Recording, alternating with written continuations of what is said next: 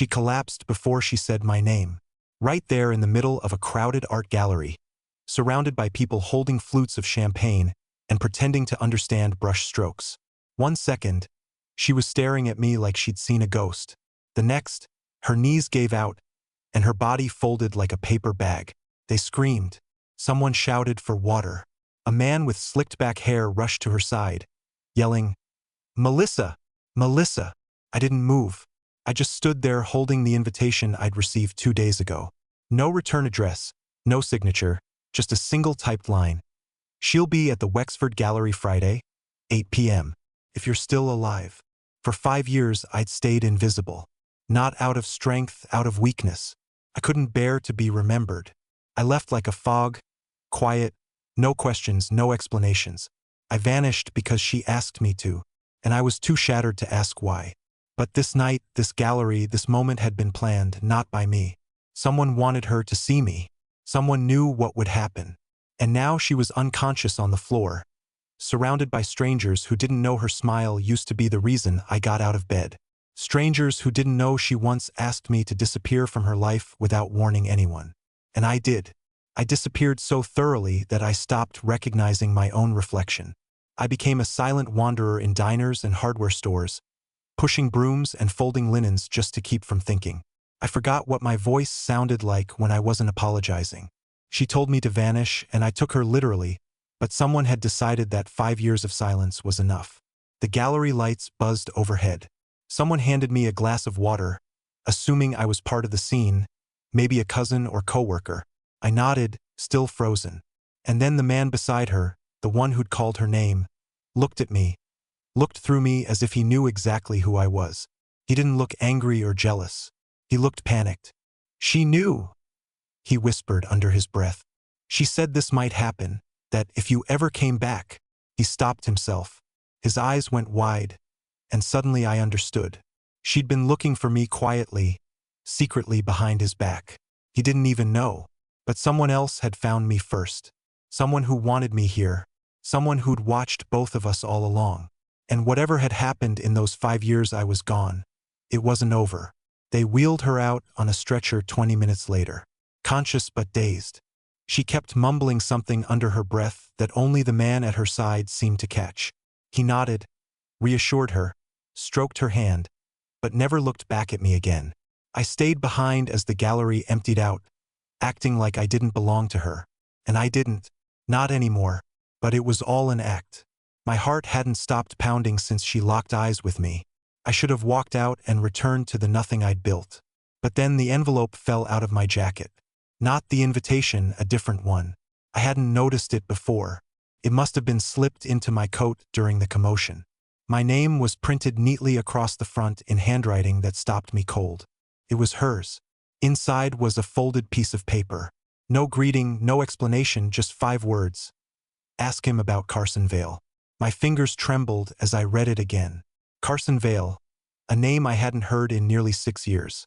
A place, technically a small, isolated town I once drove through with her on a road trip when we still smiled in the same room. We never even stopped there. She'd made a weird face at the sign and asked me to take the long route instead. I hadn't thought about it since. So why was she writing that name now? Why tonight? After 5 years of nothing, I left the gallery through a side door. Keeping my head low, I walked 5 blocks through the cold until I found a hotel that wouldn't ask questions. I paid in cash. The kind of place where the TVs are bolted down and the curtains are too short for the window. That night I couldn't sleep. Every few minutes, I kept hearing her voice in my head. Not the voice from the gallery, but the voice from that night 5 years ago. The night she sat me down on the edge of the bed, hands folded calmly, and said, "I need you to disappear, and I need you to do it without making a mess." She didn't cry. I did. Not in front of her. But once I left, I bawled like a child into a hoodie in the back of a bus headed nowhere. She never chased me, never called, never wrote. But now she was collapsing at the sight of me and writing me notes in her own handwriting, asking me to confront someone I didn't know, about a town we never visited. I stared at the paper again. Ask him about Carson Veil. But who was him? The man from the gallery? I had to know. I checked the event flyer I had grabbed at the entrance. His name was listed next to hers as co-host. Leonard Marchand, an art critic from Philadelphia, a man with a book deal and a public Instagram full of handshakes and champagne. I found his hotel the next morning, not because I wanted answers, because I needed something to tether me back to reality. I didn't know if she was dying. I didn't know if I was in danger. All I knew was that she had pulled me back into a story I thought was over, and I was afraid it had never really ended. The hotel clerk gave me his room number 2 easily. People always trust the ones who look like they don't belong. I went up to the 3rd floor and knocked 3 times. Leonard opened the door shirtless, holding a cup of coffee and wearing the kind of expression that assumes you're delivering something he ordered. When he recognized me, he stiffened. "What are you doing here?" he asked, voice low. I held up the note. "She told me to ask you about Carson Veil." He went pale instantly, not confused, terrified. "No," he said immediately, trying to shut the door. I caught it with my foot. "I don't want trouble," I told him. "But she's in trouble, isn't she?" He hesitated, then motioned for me to come inside. The room was spotless, not a single item out of place. Everything folded, zipped, closed. It didn't match the panic on his face. "I told her not to reach out to you," he muttered, pacing. "I told her it would open everything up again." "Open what?" I asked. "What is Carson Veil?" He turned to me, and what he said next I wasn't ready for. "That's where she buried it," he said. "All of it. Before you met her, and before she ever became your wife." I just stood there for a moment, staring at Leonard like his words hadn't made it all the way into my brain yet. "That's where she buried it," he had said. "All of it?" What the hell did that mean? I waited for him to elaborate, but instead, he crossed the room and shut the blinds. Every movement was nervous, tight, like he didn't want the walls to hear. "I told her years ago to destroy the photo. All of them, actually. She said she did, but I never believed her. If she's reaching out to you now," he paused, "it means she's desperate or afraid or both." "Leonard, I don't know what you're talking about," I said. "She told me to leave. She told me to vanish. And I did. I didn't ask for any of this. Now she's fainting when she sees me and scribbling ghost towns on paper. So either start making sense or I walk." He gave me a look like he wanted to punch a hole in something, but had spent years learning not to. Then he sat down on the edge of the bed and in a much calmer voice, said, "Carson Veil was a real place once. It doesn't exist anymore, not legally. It's buried under a new zip code now, mostly forest. Maybe 24 people still live out there. She lived there until she was 21. I visited once years before she met you, and I still have nightmares about it." That's when I started to think maybe this wasn't just about some ex-boyfriend or some mistakes she'd made before me. This sounded bigger, deeper, older. Leonard continued, "There's a house at the end of a gravel road off Route 17. Doesn't show up on GPS. She told me she grew up there. Said her father built it by hand. She also told me never to go inside the cellar." He looked up at me. Of course I did. I didn't breathe. "What was in it?" I asked. He stood up and poured himself more coffee, hands visibly shaking. "A box, wooden, chained shut. The room it was in smelled like old water and rusted tools. There were carvings on the walls like tally marks, but wrong, jagged, repetitive. I asked her about it afterward, and she just said, 'We weren't allowed down there growing up. That was it.' So what does this have to do with now?" I asked. "With me? With her fainting when she saw me? She thinks it's coming back," he said. "What is?" He shook his head, looking disgusted with himself. "I don't know, but she started getting nightmares again last month. Waking up screaming. She told me she saw you in them. Said you were standing in front of the house, covered in dirt, eyes white." I swallowed hard. "Why would she see me like that?" "Because Ezra," he said, my name like it tasted bad. "She thinks she dragged you into it by marrying you, by pretending she could have a normal life. She thought if she told you to leave, it would protect you. But maybe it didn't. Maybe it just bought her time." My mouth went dry. "Time from what?" Leonard turned to his suitcase, unzipped it, pulled out an old photo album, the leather peeling along the edges. He flipped it open and handed me a photograph without a word. There she was, Melissa, at maybe 20, standing in front of a house half swallowed by trees. Her expression was off, like she was smiling but trying not to cry. And behind her, just barely visible in the shadows of the porch, was a man. At least I think it was a man. The photo was warped, slightly overexposed, but the figure in the background had something wrong with it. The proportions didn't make sense. The limbs looked too long. The posture was twisted. "She told me that was her uncle," Leonard said.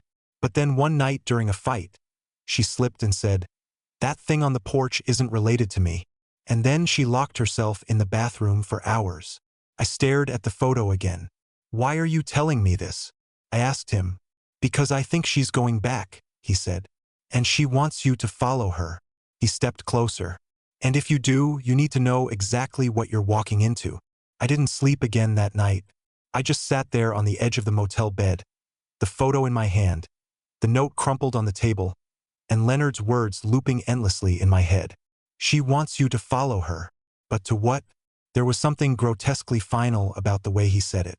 Not a reunion, not a rekindling, something more like surrender, like she was returning to something that never really let her go. I thought I'd left all this behind when I walked out 5 years ago. When she told me to disappear, I obeyed. Not because I was noble. I wasn't. I left because I was scared of how easily she said it. Like she had rehearsed the moment. Like she'd always known it would come. And now here I was holding a photo that felt radioactive in my hands. Staring at a house I'd never seen but already feared. By sunrise, I'd made a decision. I had to see it with my own eyes. I had to know what she left behind and what was pulling her back in. Took 2 days to get there. The directions Leonard gave me weren't exact.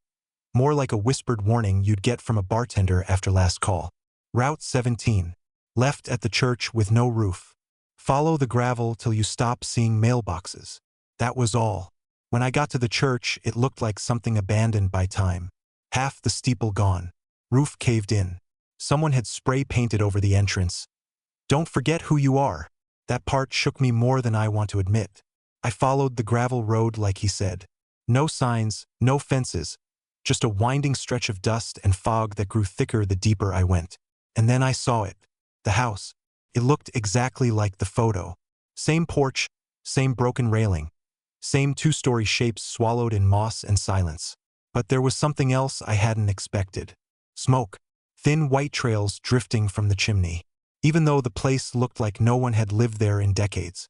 My first thought, she's already here. I parked half a mile down and walked the rest of the way on foot, heart pounding so hard I thought it would shake the trees. Every step felt like it wasn't mine. When I reached the porch, I saw her, Melissa, sitting on the steps wearing a faded gray sweater I remembered from our first apartment. Hair tied back, pale, gaunt, but alive. She didn't look at me at first, just stared out at the woods like they were whispering something. "You came," she said softly. I nodded. I didn't know what else to do. She turned to me slowly, and I swear for half a second her eyes didn't match. One was the blue I remembered, the other darker, almost black. But then she blinked and it was gone. "I wasn't sure the note would find you," she said. "Or if you'd still be able to see me." That last part confused me. "What do you mean?" But she ignored the question, stood up, walked to the front door. "You shouldn't stay long," she said. "Things in this house remember." "Remember what?" "Pain." I followed her inside. The air changed the second I stepped through the door. Not just the smell, which was wet wood and iron, but the weight of it, like the walls were leaning in slightly, like the shadows here were permanent. The furniture was still intact, dust-covered, but untouched. Nothing looked vandalized. There was a strange sense of care in everything, like someone had been maintaining it. Someone who didn't want to leave, but couldn't stay. She led me to the kitchen without saying a word, opened a drawer, pulled out a box of matches. Then she did something that made my stomach turn. She lit the curtains on fire. They went up instantly, flames licking the ceiling, but the house didn't react. No alarms, no crackling, just fire and silence. Then, as I stumbled backward to stop her, the flames went out completely. No smoke, no ashes, just nothing, like it never happened. She turned to me calmly. "It's not just memories that live here," she said. "It's the things that refuse to burn." I stared at her, shaking. "Melissa, what are you doing?" She walked past me, whispering something under her breath. "If the box is still there, we're out of time." I hadn't been inside the house more than 10 minutes, and already the air felt like it was pressing against my ribs.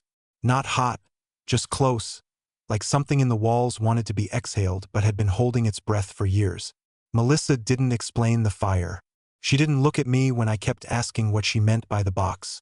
She just walked through the old kitchen, past cabinets full of dishes that hadn't been touched in decades but still looked recently rinsed.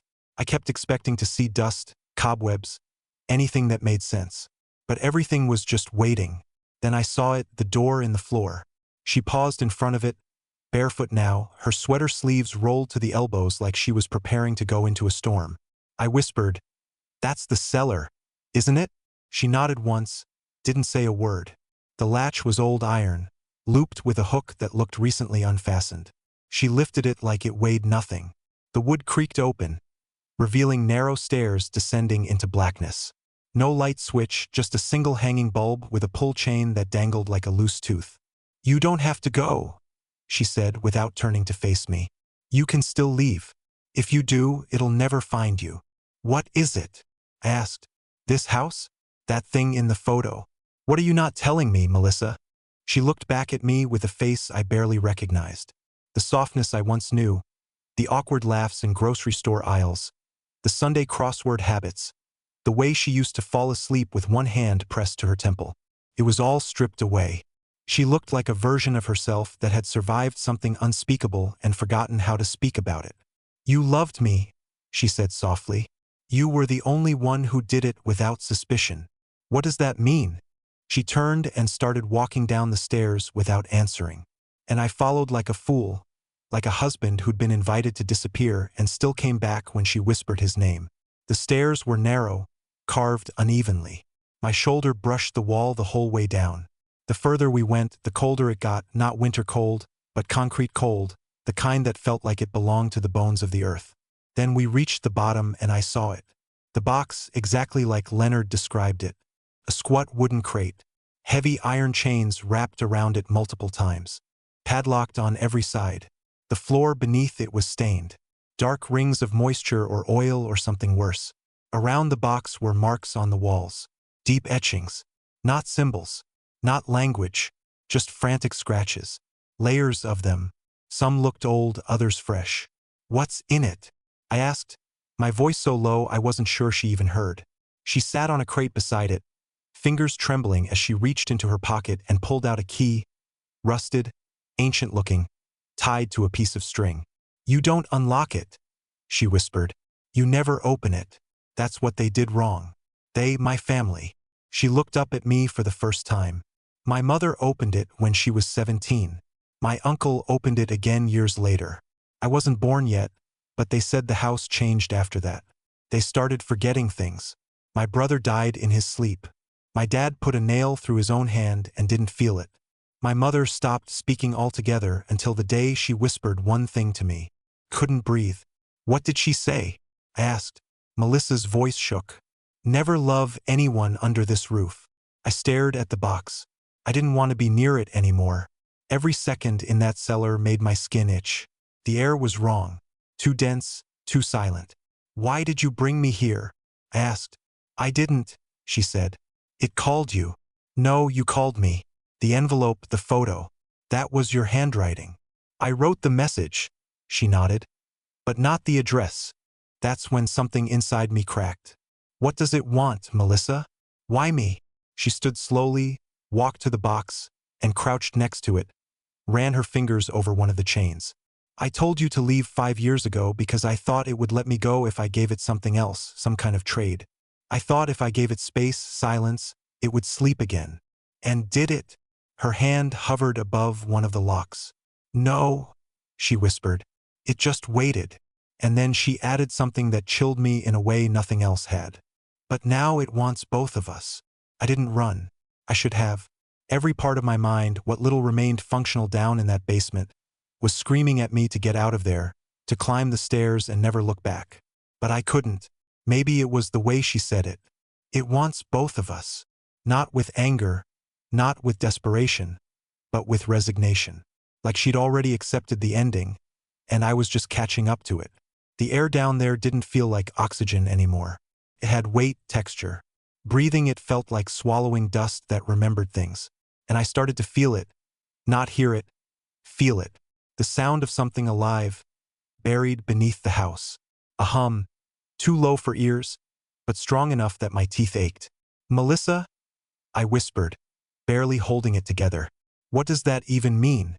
What wants us? There's no such thing as cursed places or haunted boxes. That's not real." She smiled a little at that. A slow, thin smile that looked more like regret than amusement.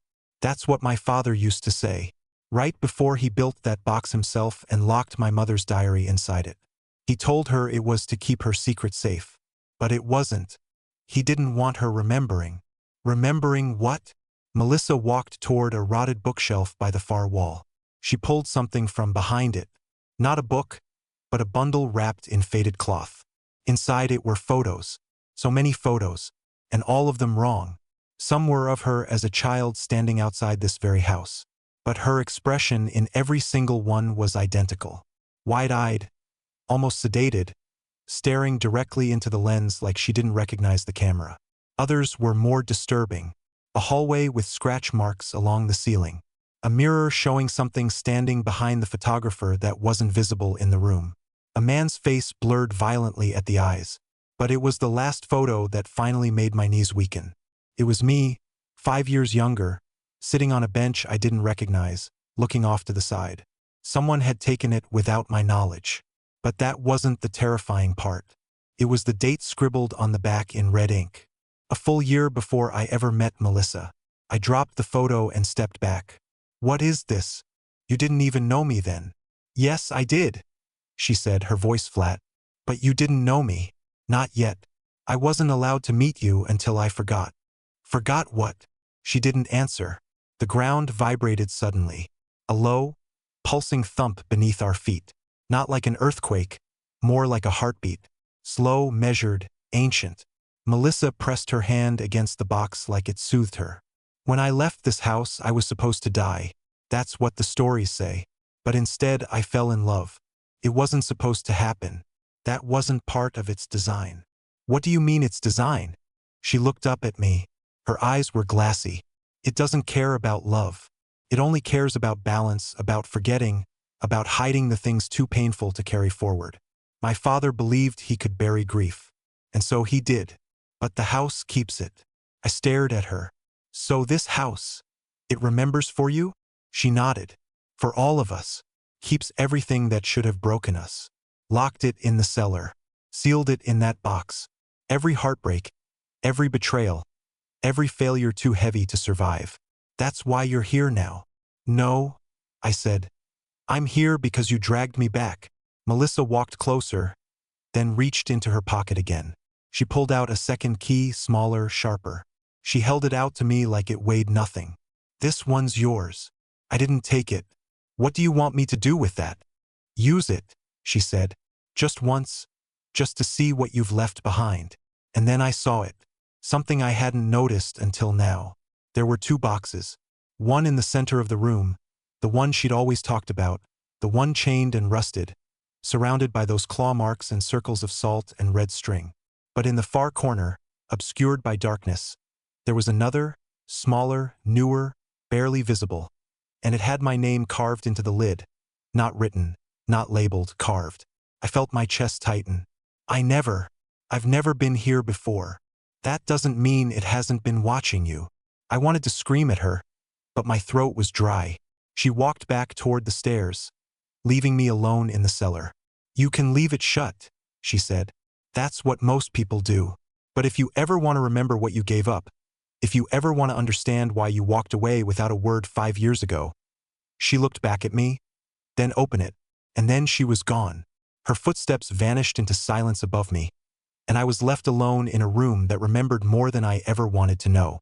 I sat on the cold cellar floor for what must have been an hour, staring at the smaller box in the corner like it was a living thing. The one with my name carved into it. Not written, not painted, but gouged into the wood like someone had done it in a fit of rage or maybe grief.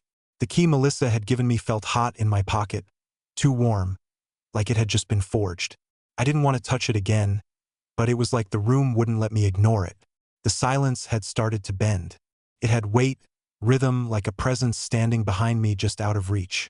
Breathing slowly, I kept telling myself none of this was real, that I was sleep-deprived, that Melissa had lost her grip on reality years ago, and I'd let her pull me back into the wreckage. But even as I told myself that, a different part of me, a deeper, more primal part remembered. Not what was in the box. Not yet, but something else. The hallway in our first apartment. A door at the end of it that never opened. I remembered staring at it night after night, wondering why she kept it locked. She always told me it was just storage, but now I saw it differently. The same claw-like scratches were around the doorknob. I had ignored them back then, assuming it was just chipped paint. Now I realized they were marks, the same ones down here. And the sounds, the ones I used to blame on the old radiator, clicks and sighs and distant thumps, they weren't mechanical, they were familiar. I finally stood and walked toward the smaller box. Every step feeling like it cost me something. The closer I got, the heavier my legs became, like the floor was softening under me, resisting. I knelt in front of it. The wood was smooth, but ice cold. The lid didn't have hinges, just a thin slot for the key. I hesitated. I could walk away. I could burn the house. I could pretend none of this happened. But I'd spent 5 years trying to forget a woman who told me to vanish without ever telling me why. And now here I was in a house full of the why. I slid the key in, turned it. The click that followed didn't sound like it came from the lock. It sounded like it came from beneath the floor. The lid lifted on its own, slowly creaking like it hadn't been opened in centuries. Inside was nothing, just blackness. Not empty space, a void. Not a shadow, not a trick of the light. It was like the box opened into something else. I stared deeper, expecting to see the bottom. But there was no bottom, only the feeling of being watched from inside it. And then the memories started bleeding in. Not images, sensations. Hands shaking, cold metal, a ringing phone that wouldn't stop. The echo of a voice, my voice, saying something over and over again. It was my fault. It was my fault. It was my fault. Then I saw Melissa's face, much younger, blood at the corner of her mouth, crying, reaching out to me from a hospital bed. I tried to pull away from the vision, but it clung to me like wet cloth. I saw a ring, a child's drawing, a pool of water with no reflection. I don't remember collapsing, but I must have.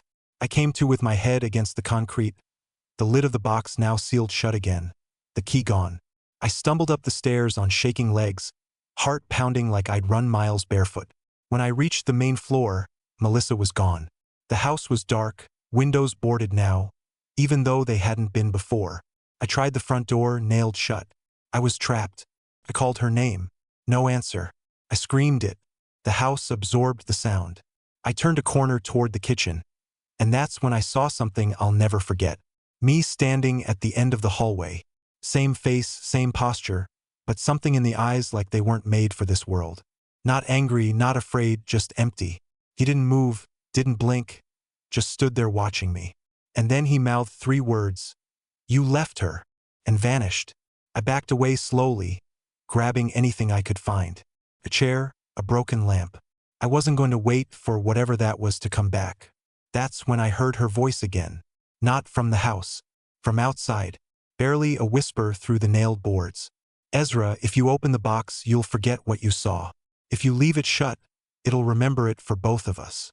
I shouted her name over and over, punching the boards, trying to tear them down with raw hands. But the voice never returned. And the house started to change. I don't know how long I sat on the kitchen floor. Maybe hours, maybe less. Time bent strangely inside that place. It wasn't like being lost. It was like being remembered by something else. The vision of myself at the end of the hallway wouldn't leave my mind. That hollow stare, the way he spoke without sound. You left her. That accusation hit harder than any scream could. But it wasn't just about Melissa. It was about everything I tried to bury. All the guilt, all the fear, all the things I didn't have the strength to face 5 years ago. I had left without asking why because I was too afraid to hear the truth. I had convinced myself that walking away was the only power I had left. That vanishing meant healing. But now, in this decaying house with no clocks and a box that knew my name, I understood something I hadn't allowed myself to believe. You can't outrun what you refuse to name. Suddenly, I heard something. A creak, soft, distant, from the front door. I stood slowly, every part of me expecting another vision, another twisted echo. But instead, I saw light, just a sliver. Faint sunlight peeking between the edges of the door frame and the boards. They were gone. I walked forward, hand trembling as I reached for the handle. Turned easily like it had never been sealed at all. Outside, the trees were still. The fog had lifted, and she was standing there. Melissa. She looked older, but lighter, like something in her had loosened. Her hair was down. Her eyes, both matching this time, looked tired, but present. "I didn't think it would let you out," she said softly. "It didn't," I answered. "You did." She nodded, tears forming but not falling. "I wanted to protect you. I thought if I made you hate me, you'd stay away from all of this. That you'd forget what I couldn't." I stepped toward her. "What was in the box, Melissa?" She shook her head. "Not one thing, not a secret, not a demon. It's just memory, pain. Everything we hide because we think we can't carry it. And this house." Her eyes moved toward the porch. "It's where my family put their grief, and it fed on it.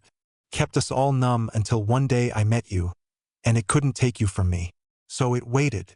I took her hand. Something I hadn't done in so long it felt like a first time again. "It can't have either of us," I said. "Not anymore." The wind stirred through the trees. A bird called in the distance. Just normal sounds. The kind of sounds you stop noticing when you've spent too long with ghosts. We walked back down the gravel road together in silence. No dramatic collapse. No monsters chasing us. Just two people who had finally chosen to remember and forgive. It wasn't perfect. It never would be. There were things we had both buried. Choices we couldn't undo.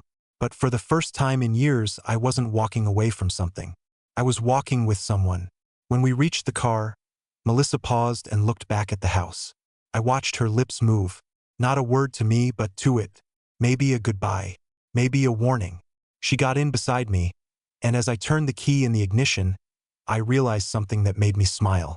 For the first time in 5 years, I felt real air in my lungs. No heaviness, no guilt, just breath, just life. And her,